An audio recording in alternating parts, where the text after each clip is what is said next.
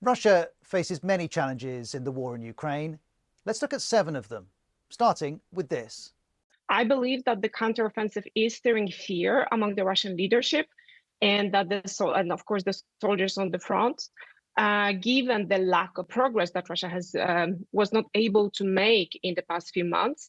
Ukraine's preparing for a spring offensive.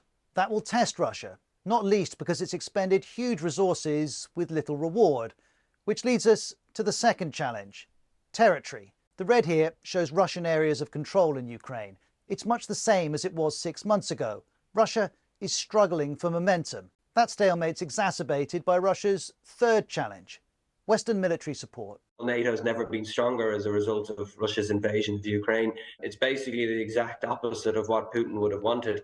And it's galvanized the West, it's galvanized the US. And that translates to military aid. For example, the UK is now providing long-range Storm Shadow cruise missiles. That means Ukraine can strike targets deep inside Russian-held territory. And between December and February, over $33 billion worth of military aid was promised, mostly from the US and Western countries. Western support for Ukraine remains strong. The UK hosted President Zelensky this week, and this support makes Russia's task harder. To respond, it needs manpower. And that's our fourth challenge. It's believed since September, over 300,000 men have been called up, but Russia is losing thousands on the battlefield. This is a recent US assessment. Just since December, we estimate that Russia has suffered more than 100,000 casualties, including over 20,000 killed in action, nearly half of whom were Wagner soldiers, the majority of whom were Russian convicts. The Wagner Group is part of Russia's military, but it's separate from the army. It suffered heavy losses in Bakhmut in eastern Ukraine. Its leader has called that battle a meat grinder. And we know Wagner was recruiting from prisons. According to the UK, Russia's Ministry of Defence is now doing the same. The UK says this is part of a broader, intense effort by the Russian military to bolster its numbers while attempting to avoid implementing new mandatory mobilisation.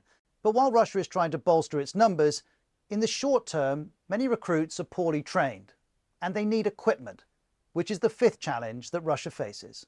The industry was only really put on a war footing at the back end of last year, so they're currently facing significant shortages of ammunition and equipment. The Russians didn't plan for a long war. But this is a long war, and supplying the front line is fraught with difficulties, not least because of a sixth challenge: sabotage attacks. Targets include goods trains, and there have been drone attacks too. This map shows a BBC tally of recent targets, including oil facilities, airfields, and energy infrastructure. For example, this is an oil depot in Russia-controlled Crimea. On the right, you can see that several oil tanks have been destroyed. These sabotage attacks are one of many pressures on Russia's military leadership, which takes us to our final challenge: internal divisions at the top. The Institute for the Study of War says there have been at least 19 senior military command changes since the war began, and that this has led to an increasingly factionalized Russian military. The most high-profile example being the head of the Wagner Group repeatedly attacking Russia's most senior military leaders. And all of these rifts have consequences.